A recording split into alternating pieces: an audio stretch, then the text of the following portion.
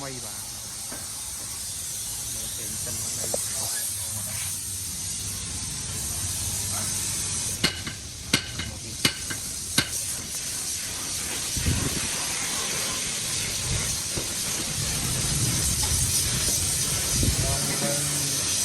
ល្អក៏តែខាងនោះមានតិចតែយើងទៅ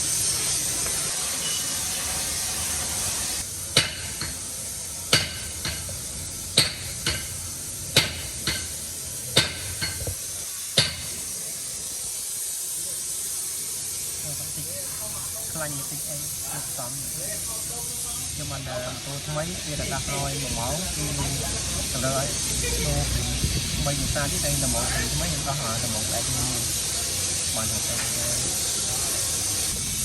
ហើយសម្រងពេកយើងបើនៅគឺនេះអត់ដែរនេះជាមួយណាពូវាមិនសិន KTM តែមកពេកក៏ KTM ដូចគ្នាទាំងអស់ហើយជាមួយនឹង Bremson ក៏ខ្ញុំនៅតែជឿជាក់ទៅលើ Top One ដែរមិនថាដូរម៉ូតូថ្មីនៅដូរប្រេងថ្មីអត់ទេនៅតែប្រេង Top One ដែរបាទ Poison Tick 16 Made in USA ប៉ុណ្ណឹងហើយ Shirali អីទៅខ្លាំងឡើងក្នុងនេះគាត់តែបញ្ហានេះបាទខ្ញុំប្រើទៅ4ម៉ោង